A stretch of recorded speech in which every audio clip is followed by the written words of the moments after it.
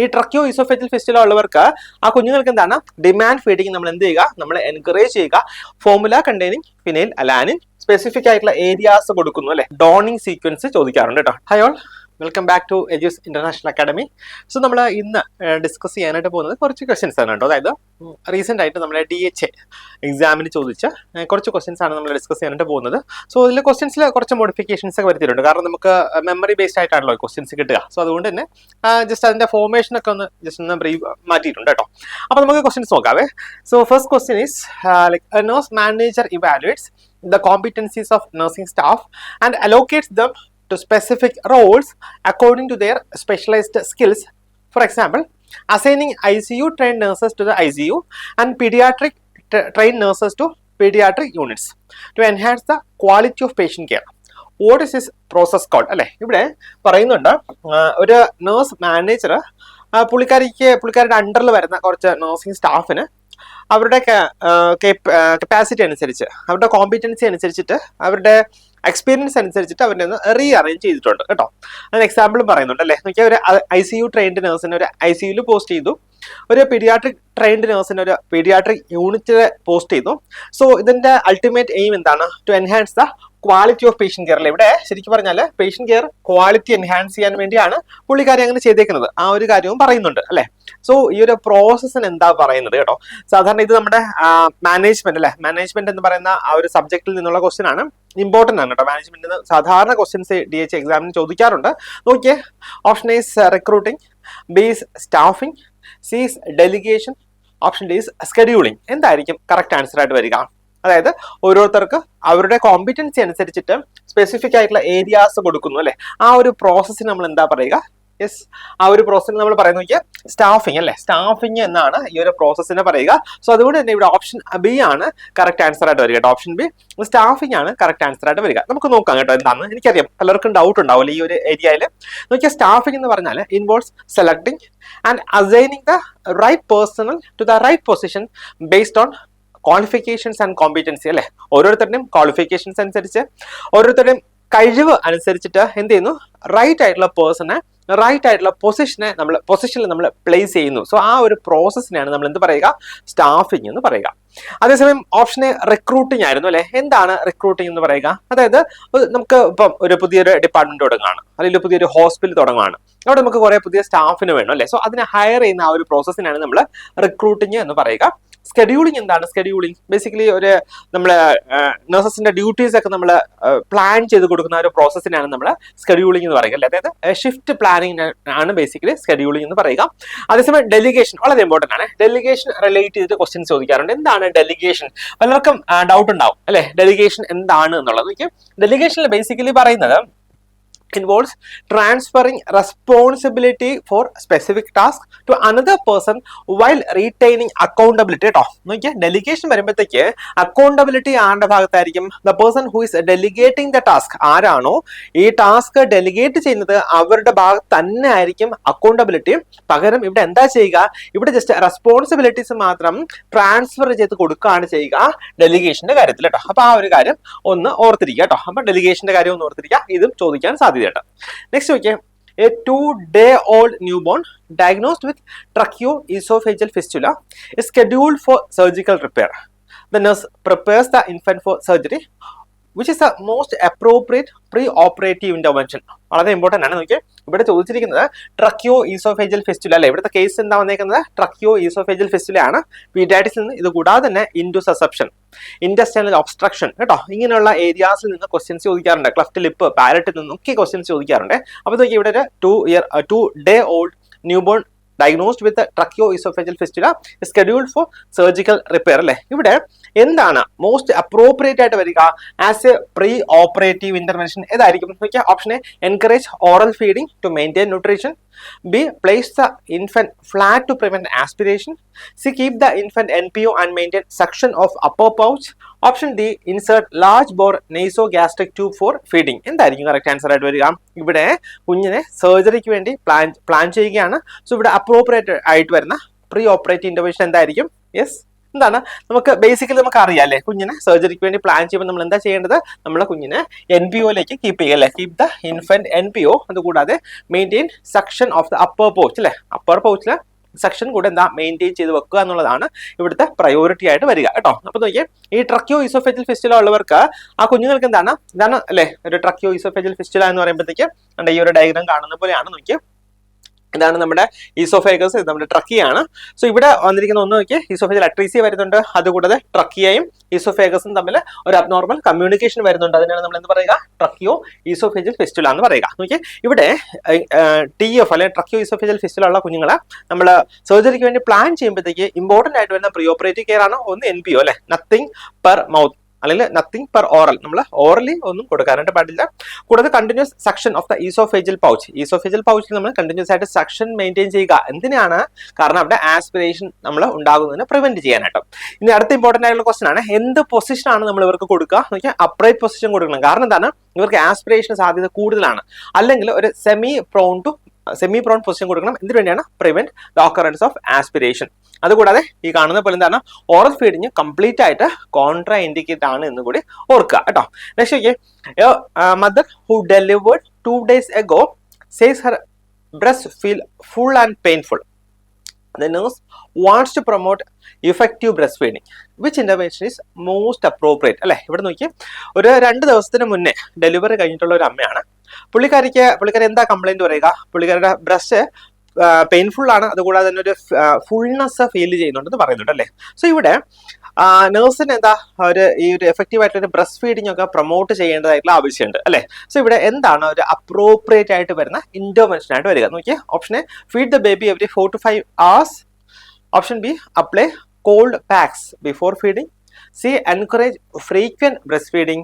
Option D, stop breastfeeding for 24 hours. നോക്കിക്കേ, ഇവിടെ എന്താ ക്വസ്റ്റ്യൻ ചോദിച്ചിരിക്കുന്നത്, the nurse wants to promote effective breastfeeding അല്ലേ. ഇവിടെ നോക്കിയേ, effective breastfeeding അല്ലേ, effective breastfeeding ഇവിടെ നേഴ്സിന് പ്രൊമോട്ട് ചെയ്യണം. അപ്പം നോക്കിയേ, അതിന് മുന്നേ നോക്കിയേ, ഇവിടെ എന്താ കണ്ടീഷൻ ഇവിടെ പറയുക നോക്കിയേ. ഇവിടെ അമ്മയുടെ കുഞ്ഞിന്റെ ഡെലിവറി കഴിഞ്ഞ് 2 days മുന്നേ ആയിരുന്നു. അമ്മയ്ക്ക് ഒരു ബ്രസ്റ്റിന് ഒരു ഫുൾനെസ് കൂടാതെ പെയിൻഫുൾനെസ് ഒക്കെ ഫീൽ ചെയ്യുന്നുണ്ട് അല്ലേ. അപ്പൊ അതെന്തായിരിക്കും, യൂഷ്വലി അതൊരു ലാക്ടേഷണൽ മാസ്റ്റൈറ്റിസ് ആയിരിക്കും. എന്താണ് ലാക്ടേഷണൽ മാസ്റ്റൈറ്റിസ് ആയിരിക്കും അല്ലെ. അപ്പൊ ലാക്ടേഷണൽ മാസ്റ്റൈറ്റിസ് വരുമ്പോഴത്തേക്ക് നമുക്കൊക്കെ ഒരു ചിന്ത ഉണ്ടാകും, ഓൾറെഡി അമ്മയ്ക്ക് മാസ്റ്റൈറ്റിസ് അല്ലെങ്കിൽ inflammation of the breast tissues ഒക്കെ വരുന്നുണ്ട്. അപ്പം പിന്നെയും ഫ്രീക്വന്റ് ആയിട്ട് ബ്രസ്റ്റ് ഫീഡിംഗ് ഒക്കെ കൊടുത്തു കഴിഞ്ഞാൽ പെയിൻ കൂടത്തില്ല എന്നൊക്കെ ചോദിക്കാം. പക്ഷെ നിങ്ങൾ ഓർക്കേണ്ട ഒരു കാര്യം, ഇവിടെ നോക്കിയേ, ഇവിടെ കുഞ്ഞിന്റെ ഫീഡിങ് കൃത്യമായിട്ട് നമ്മൾ പ്രോപ്പർ ആയിട്ട് അല്ലെങ്കിൽ ഡിമാൻഡ് ഫീഡിങ് നമ്മൾ എന്ത് ചെയ്യുക, നമ്മൾ എൻകറേജ് ചെയ്യുക.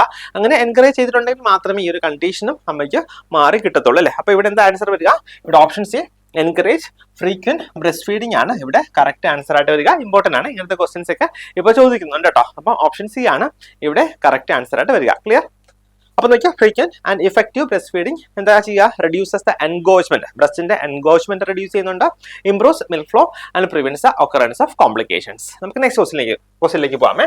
Okay, new born screening report shows elevated phenyl alanine levels കേട്ടോ. ഇവിടെ എന്താണ്, ഒരു ന്യൂ ബോണിന്റെ സ്ക്രീനിങ് റിപ്പോർട്ട് എന്താ കാണിക്കുക, elevated levels of phenyl alanine levels. The nurse provides discharge teaching.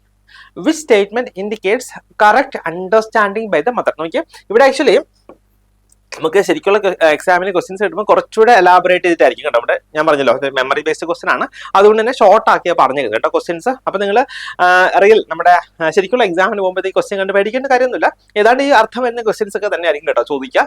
നോക്കിയേ, ഒരു ന്യൂ ബോൺ സ്ക്രീനിങ്ങിൽ റിപ്പോർട്ടിൽ എന്താ പറയുക, എലിവേറ്റ് ആയിട്ടുള്ള ഫിനൈൽ അലാനിൻ ലെവൽസ് ആണ് പറയുക. സോ നമുക്ക് പ്രത്യേകിച്ച് നോക്കിയേ, ന്യൂ ബോൺ അല്ലെ കുഞ്ഞുങ്ങളിലൊക്കെ എലിവേറ്റഡ് ഫിനൈൽ അലാനിൻ ലെവൽസ് എന്ന് പറയുമ്പോഴത്തേക്ക് തന്നെ നമ്മുടെ മനസ്സിലേക്ക് വരേണ്ട കാര്യമുണ്ട്. എന്താണ് diagnosis would be, usually the diagnosis would be എന്താണ്, ഫിനൈൽ കീറ്റോന്യൂറിയ ആണ് എന്ന് ഓർക്കുക കേട്ടോ. അപ്പോൾ ഫിനൈൽ കീറ്റോന്യൂറിയയിൽ എന്താ സംഭവിക്കുക, നമുക്കൊരു എൻസൈം ഉണ്ട് അല്ലെ, ഫിനൈൽ അനാലിൻ ഹൈഡ്രോക്സിലേസ് എന്ന് പറഞ്ഞിട്ട് എൻസൈം ഉണ്ട്. സോ ആ എൻസൈം ഡെഫിഷ്യന്റ് ആയിരിക്കും ഇവരുടെ ബോഡിയിൽ. സോ അതുകൊണ്ടാണ് ഈ ഫിനൈൽ അലാലിൻ ലെവൽസ് ഇൻക്രീസ് ചെയ്തിട്ട് വരിക കേട്ടോ. അപ്പൊ നമ്മൾ ഓർക്കേണ്ട ഒരു കാര്യം എന്താണ്, അതായത് നോക്കിയേ, അവിടെ എന്തോ ഒരു കാര്യം, അതായത് ഇവിടെ ഹെൽത്ത് എഡ്യൂക്കേഷൻ കൊടുക്കുമ്പോഴത്തേക്ക് എന്തോ ഒരു കാര്യം സ്പെസിഫൈ ചെയ്തിട്ടുണ്ട്. സോ അമ്മയ്ക്ക് കൃത്യമായിട്ട് നമ്മൾ കൊടുത്ത ഹെൽത്ത് എഡ്യൂക്കേഷൻ മനസ്സിലായി എന്ന് പ്രൂവ് ചെയ്യുന്ന സ്റ്റേറ്റ്മെന്റ് ഏതാണ് എന്നാണ് ചോദിച്ചിരിക്കുന്നത്. ഓപ്ഷൻ നോക്കി, I must avoid giving my baby formula containing phenyl alanine. B, I should increase high protein food for my baby. Option C phenyl ketonuria resolves by 6 months. Option D breast feeding is completely prohibited. നോക്കിക്കേ, phenyl alanine എന്ന് പറഞ്ഞാൽ അതൊരു എന്താണ്, ഒരു autosomal recessive disorder ആണ് കേട്ടോ. Autosomal recessive disorder ആണ്. അതുകൊണ്ട് തന്നെ ഇത് യൂഷ്വലി ഈ പറയുന്ന 6 monthsലൊന്നും റിസോൾവ് ചെയ്യേണ്ട സാധ്യത അവിടെ വരുന്നില്ല അല്ലെ. അതുപോലെ തന്നെ ഈ ഫിനൈൽ അലാനിൻ എന്ന് പറഞ്ഞാൽ അത് ഒരു ടൈപ്പ് ഓഫ് അമിനോ ആസിഡ് ആണ് അല്ലേ. നമുക്കറിയാം അമിനോ ആസിഡ് എന്ന് പറഞ്ഞാൽ എന്താണ്, end product of protein metabolism ആണ്, അല്ലെങ്കിൽ ബിൽഡിംഗ് ബ്ലോക്സ് ഓഫ് പ്രോട്ടീൻ ആണ് നമ്മൾ അമിനോ ആസിഡ് എന്ന് പറയുക. സോ അവിടെ നമുക്ക് ഹൈ പ്രോട്ടീൻ നമുക്ക് കൊടുക്കാനായിട്ട് പറ്റില്ല അല്ലെ. കൊടുത്തു കഴിഞ്ഞാൽ എന്ത് ചെയ്യും, ഈ പറയുന്ന ഫിനൈൽ അലാനിൻ വീണ്ടും ഇൻക്രീസ് ചെയ്യാനുള്ള സാധ്യതയുണ്ട്. ഈ ഒരു കേസിൽ ബ്രസ്റ്റ് ഫീഡിംഗ് നമ്മൾ എന്ത് ചെയ്യുക, പ്രൊഹിബിറ്റ് ചെയ്യേണ്ട കാര്യമില്ല. അപ്പൊ എന്താ കറക്റ്റ് ആൻസർ ആയിട്ട് വരിക, I must avoid giving my baby formula containing phenyl alanine അല്ലെ.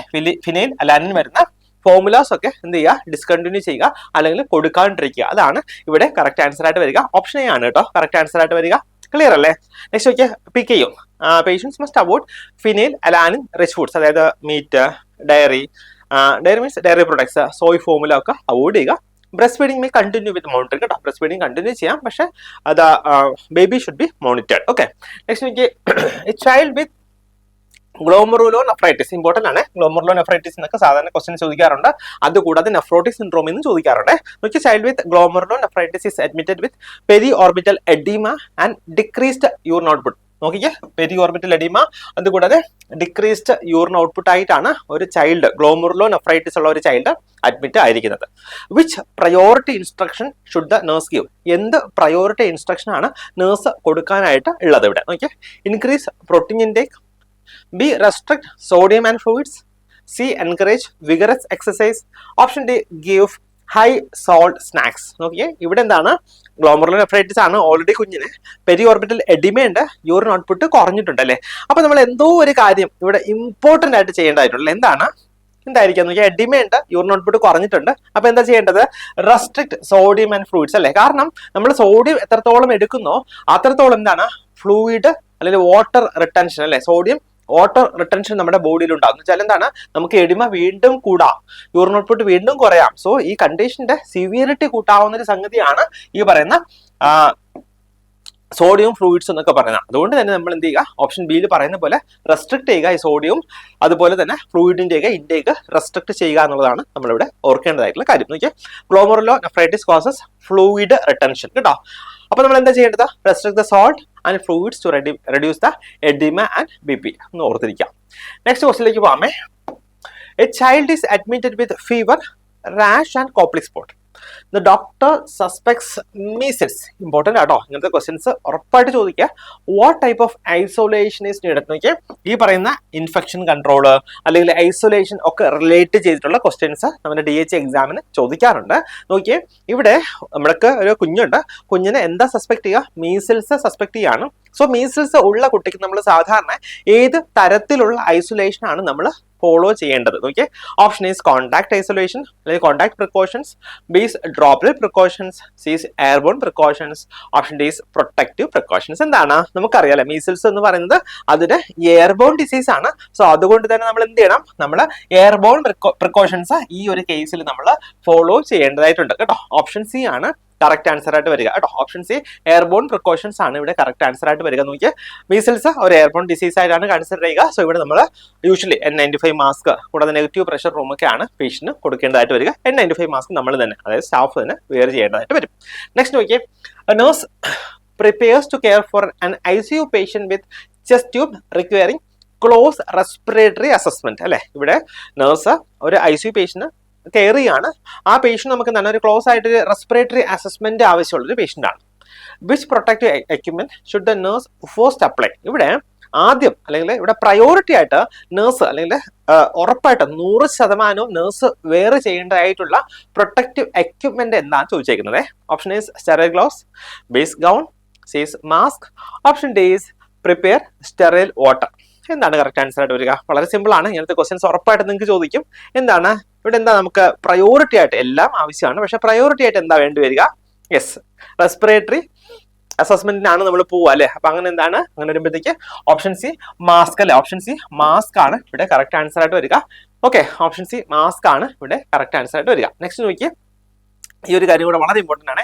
PPയുടെ ഡോണിങ് സീക്വൻസ് ചോദിക്കാറുണ്ട് കേട്ടോ. DH എക്സാമിന് സാധാരണ ചോദിക്കാറുണ്ട് PPയുടെ ഡോണിങ് സീക്വൻസ്. അപ്പൊ ആദ്യം എന്താണ് നമ്മൾ ഗൗൺ ധരിക്കുക, അതിനുശേഷം മാസ്ക് അല്ലെങ്കിൽ റെസ്പിറേറ്റർ നമ്മൾ വെയർ ചെയ്യുക, പിന്നെ ഗോഗിൾസ്, പിന്നെ ഗ്ലൗസ്. ഇത്രയും കാര്യങ്ങളാണ് നമ്മൾ അല്ലെങ്കിൽ ഈ ഒരു സീക്വൻസിലാണ് നമ്മൾ PP വെയർ ചെയ്യേണ്ടതായിട്ടുള്ളത് കേട്ടോ. ആദ്യം ഗൗണ്, പിന്നെ മാസ്ക്, പിന്നെ ഗോഗിൾസ്, പിന്നെ ഗ്ലൗസ് വെയർ ചെയ്യുക കേട്ടോ.